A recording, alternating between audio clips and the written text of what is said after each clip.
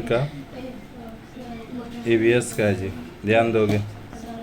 Lesson 7 है पर्यावरण संकट, उद्भिज और एवं पर्यावरण संरक्षण, जहाँ पर जलवायु परिवर्तन को दिखलाया गया है।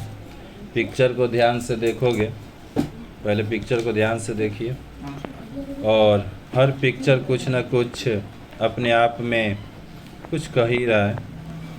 और यहाँ दिया गया कि ऊपर के चित्रों में क्या दिखाया गया है और इसका क्या कारण हो सकता है, आप जानने की कोशिश कीजिए। आइए जानने की कोशिश करें कि आखिर मौसम और जलवायु शब्द का अर्थ है क्या। क्लास 6 में भी पढ़े होंगे कि मौसम किसे कहते हैं या जलवायु किसे कहते हैं। ये जितना कुछ भी ऊपर का जो पिक्चर में हाल हुआ है ना, लगभग 4 पिक्चर दिया हुआ है, और इन चारों पिक्चर में एक तरह से कहा जाए तो जो स्थिति उत्पन्न हुई है, इसके पीछे बताया गया है कि मौसम और जलवायु का ही हाथ है।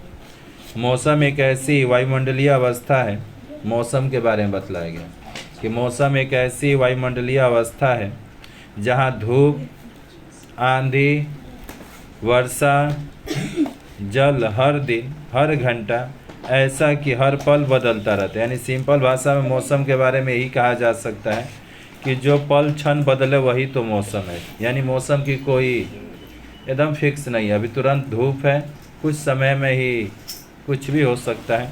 और आसपास के 2 स्थानों के मौसम को बदलते देखा गया भी है। साथ ही साथ बताया जाता है कि जलवायु मौसम के लंबे समय तक, जब तो मौसम के बारे में हम लोग जान गए कि जो पल क्षण बदल जाता है उसको हम लोग एक तरह से मौसम के अंतर्गत रखते हैं। बाकी जलवायु के बारे में बताया गया है कि जलवायु जो होता है ना, लंबे समय तक की एक औसत अवस्था को कहते हैं।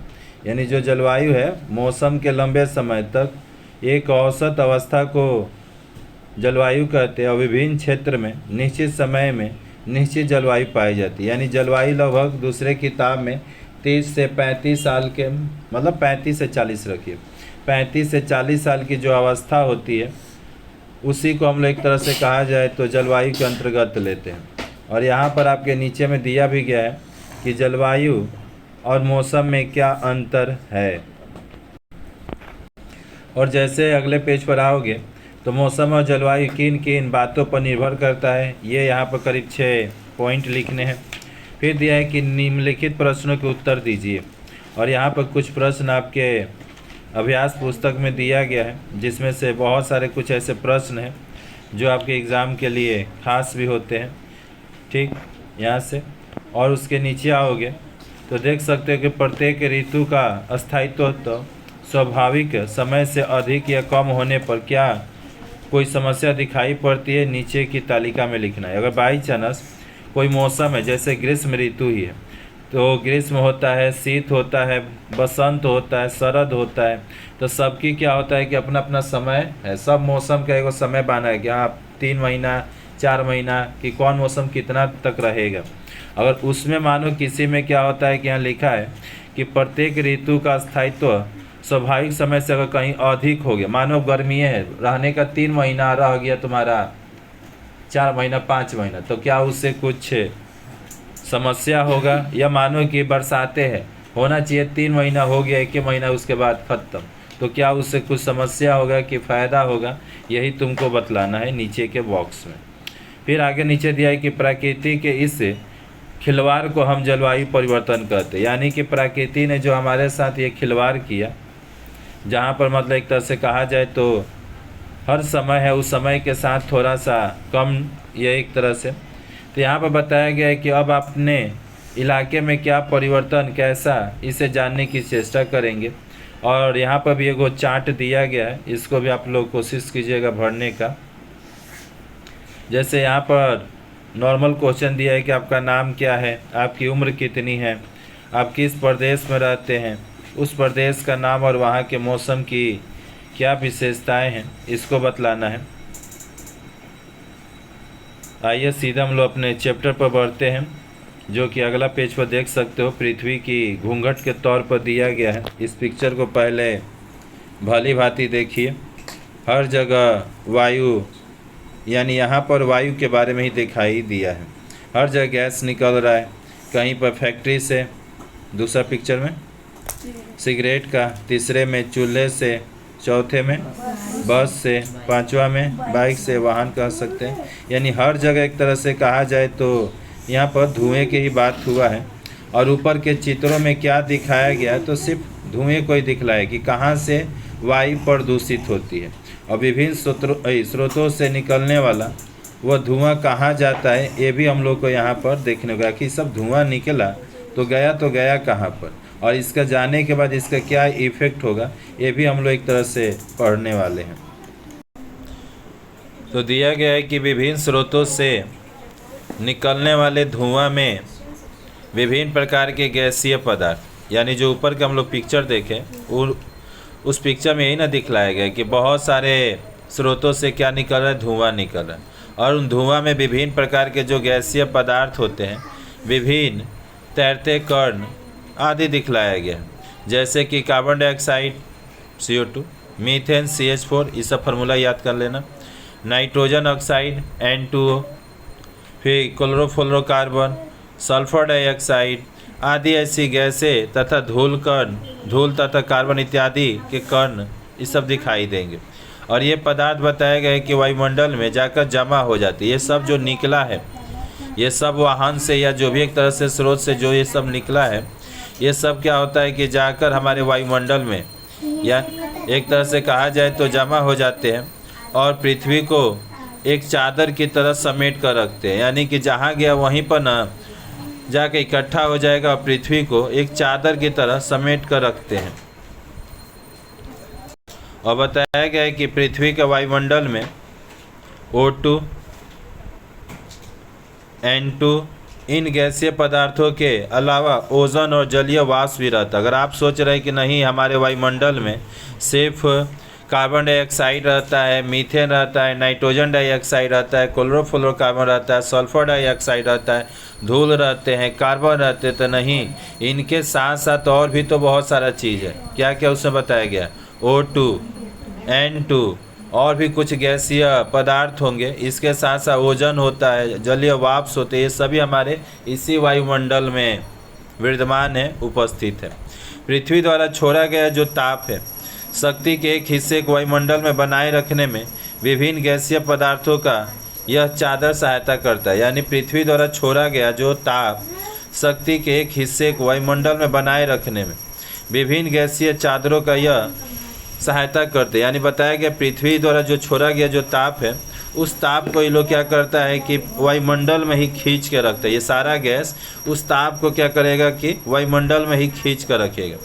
और पृथ्वी पर सोचिए, पृथ्वी ने क्या किया, सूरज से जो ताप आया होगा वो ताप पृथ्वी ने लिया होगा, फिर हो सकता है कि शाम के समय छोड़ दे, पर ये ताप जैसे जा रहा होगा तो ये वायुमंडल में जो हमारी ये गैस का नाम जितना पड़े, ये सभी गैसें क्या करेगी लोग कि उसको एक तरह से कहा जाए तो इस वायुमंडल में ही रखने में सहायता करती है। और पृथ्वी पर जीवन को बनाए रखने में इन गैसीय पदार्थ यानी CO2, CH4 और जलीय वाष्प की भूमिका अधिक होती है। यानी पृथ्वी पर जीवन को बनाए रखने में एक तरह से कहा जाए तो इन गैसीय जो पदार्थ हैं, चाहे वो CO2 हो, कार्बन डाइऑक्साइड, चाहे वो CH4 हो या मीथेन हो या जलवाष्प हो, इन सभी की भूमिका होती है। और वायुमंडल के जलीय वाष्प कार्बन डाइऑक्साइड नहीं रहने पर पृथ्वी पृष्ठ की औसत उष्णता -18 डिग्री कम हो जाएगी। अब सोचिए वो क्या बात बोल दी, वायुमंडल के जलीय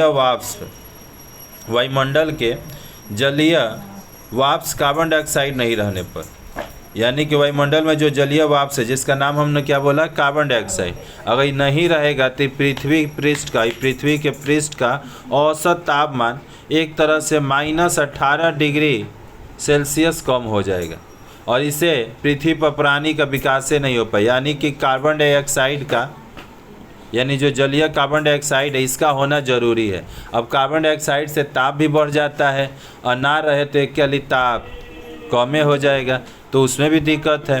अब मानो कम हो गया तो यहाँ बता रहा है कि तुम्हारा जलीय जो वाष्प है और कम हो गया तो पृथ्वी पर जीवन नहीं रहेगा, और ज़्यादा हो जाएगा तो दिक्कतें हो जाएगा।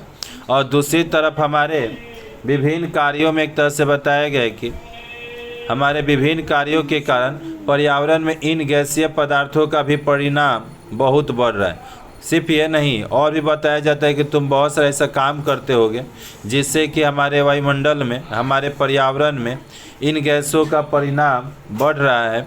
तब ये गैसीय पदार्थ आवश्यकता से अधिक ताप को पृथ्वी पर रोके रहते हैं। ध्यान दीजिएगा, ऐसे तो हम लोग समझते हैं कि चलो जितना ये गैस है या जो भी पदार्थ है लो, बाकी इसके साथ साथ कुछ ऐसे भी पदार्थ हैं जो हम लोग, कुछ ऐसे भी गैसीय पदार्थ हैं जो अधिक मात्रा में वह पर्यावरण में पाए जाते हैं। और ये लोग भी क्या करता है कि पृथ्वी पर ताप को एक तरह से रोके रहता है, और जिससे पृथ्वी का तापमान स्वाभाविक से ज़्यादा बढ़ जाता है, और इसी को हम लोग ग्लोबल वार्मिंग कहते हैं। और वायुमंडल यहाँ पर दिया है कि जलवायु परिवर्तन के साथ इस ग्लोबल वार्मिंग का भी बहुत गहरा संबंध देखने को तुमको यहाँ पर मिलेगा। यानी देखोगे जलवायु परिवर्तन का प्रभाव। नीचे जलवायु परिवर्तन से संबंधित विभिन्न घटनाओं का उल्लेख किया गया है। पहला दिया है कि पृथ्वी पर उष्णता की वृद्धि। देखिए, कुछ गैस पृथ्वी के वायुमंडल में सामान्य रूप से रहते, कुछ ऐसे गैस हैं ना जो इस वायुमंडल में जैसे के तैसे नॉर्मल भाव में रहते हैं। और वैज्ञानिक खोजों के माध्यम से ऐसा पता भी लगा है कि पिछले कुछ युगों से इन गैसों की मात्रा बहुत बढ़ गई है। यानी सामान्य रूप से है, पर धीरे धीरे इनकी मात्रा जो है वह धीरे धीरे बढ़ते चला जा रहा है। अब बताया जा रहा है कि बढ़ने से कुछ फर्क भी तो पड़ेगा। तो पृथ्वी मनुष्य के विभिन्न कार्यों के फलस्वरूप बनने वाले गैसों में एक कार्बन डाइऑक्साइड की बात किया जा रहा है। ये कार्बन डाइऑक्साइड, और ये धीरे धीरे इसकी मात्रा क्या हो रही है कि बहुत अधिक बढ़ रही है। 1970 से लेकर 2004 के बीच में बताया गया है। कितना बोले? 2004। तो लगभग समझ लो कितना साल हो गया? 33 साल। इस 34 साल के बीच में हर साल पर्यावरण में इस गैस के मिलने की वार्षिक दर प्राय 80% तक बढ़ गई। यानी कि बताया गया है कि 34 साल के बीच में, मतलब 34 साल में हर साल पर्यावरण में इस गैस के मिलने की वार्षिक दर यानी 80% बढ़ गई। यानी हर साल 80% उसमें बढ़ ही रहा है, पर्यावरण के साथ घुल मिल रहा है।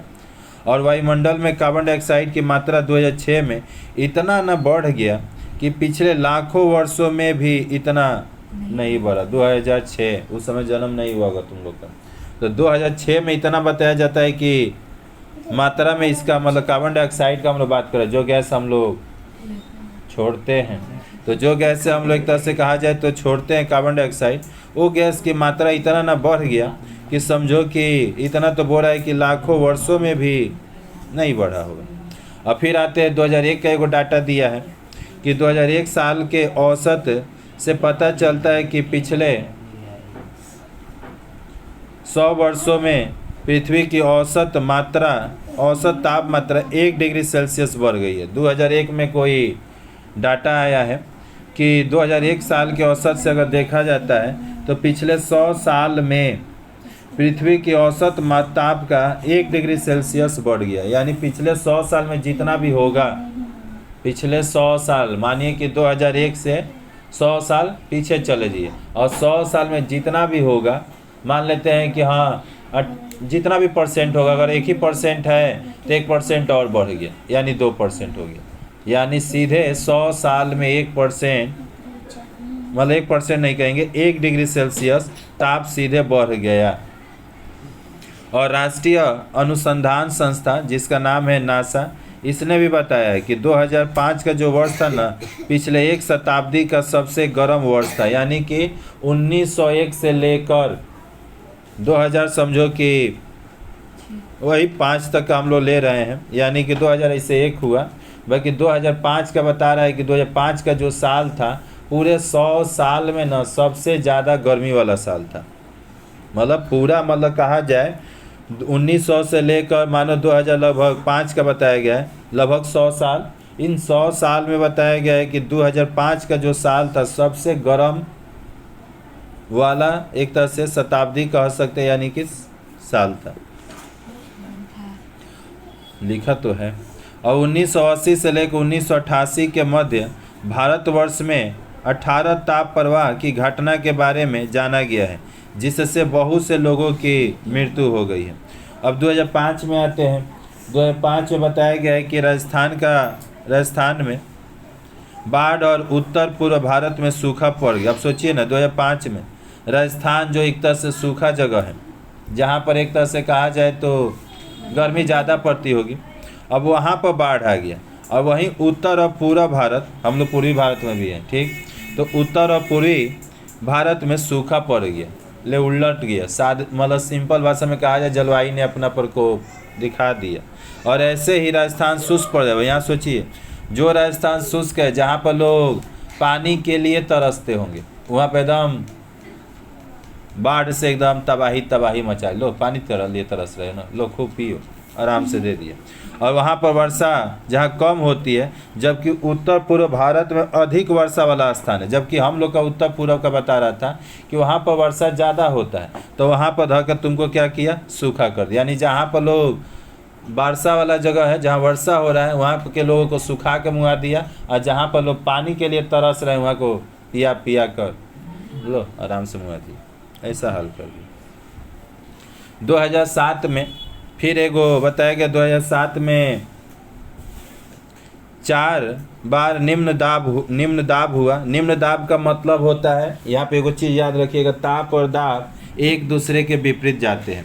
यानी जब दाब बोला है ना, यानी ताप एकदम ज़्यादा होगा। दाब निम्न बोला है तो ताप क्या होगा, ज़्यादा होगा। तो यहाँ बोला है 2007 में 4 बार निम्न दाब हुआ, यानी 4 बार क्या हुआ कि ताप बढ़ा है, जो सामान्य से 2 गुना था। सीधे टेम्परेचर बढ़ जा रहा है 2 गुना।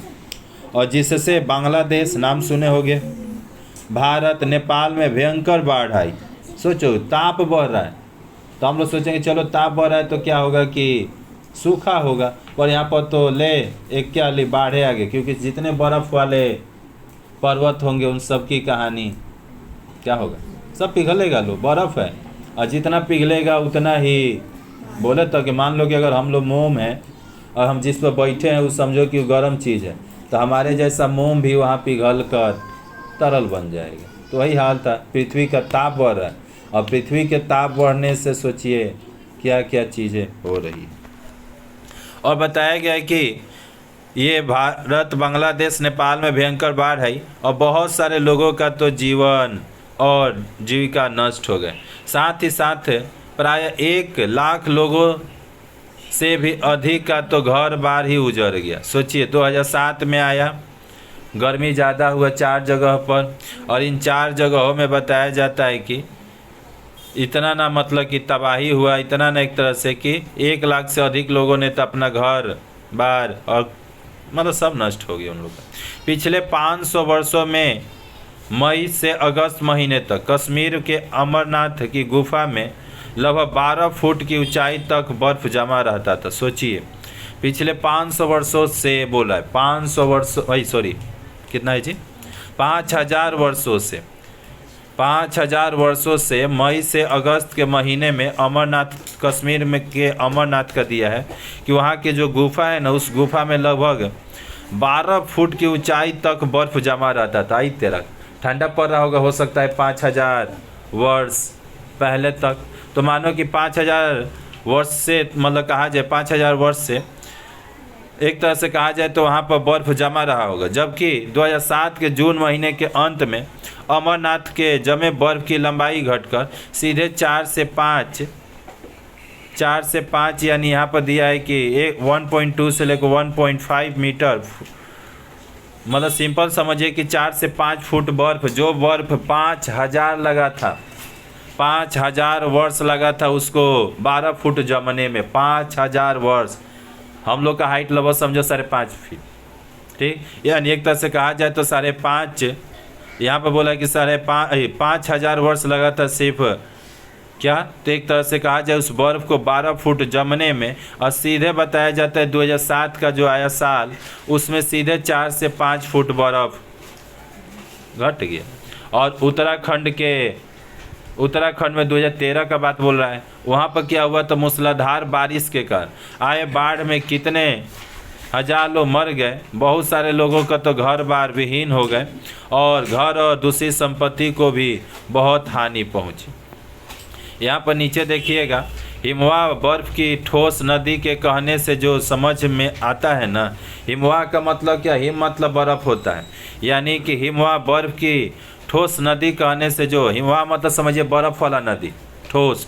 और यह बहुत गलत नहीं है, क्योंकि पृथ्वी पर मीठे जल का बृहत्तम भंडार यही हिमवाह है। बताया गया कि अगर पृथ्वी पर अगर तुमको मीठा जल चाहिए तो यह हिमवाह से ही मिल सकता है।